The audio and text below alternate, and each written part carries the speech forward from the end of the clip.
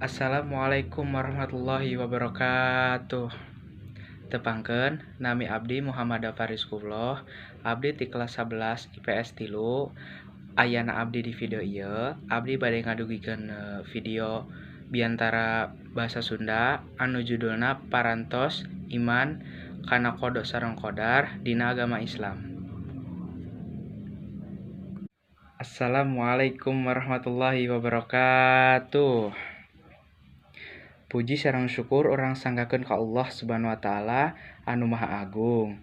Alhamdulillah, dina dinten ieu teh urang sadaya tiasa patepang deui dina video biantara Sunda ieu. Para penonton anu dipika hormat, berimana kana Qada sareng Qadar teh seueur manfaatna. Di antarana tiasa nguatkeun keimanan sareng katakwaan ka Allah Subhanahu wa taala.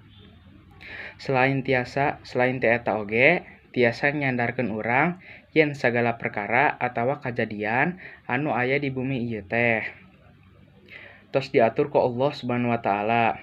Matak ayeuna Qada jeung Qadar teh tiasa numbuhkeun kateguhan hate urang sareng kasabaran urang salila urang hirup di dunia.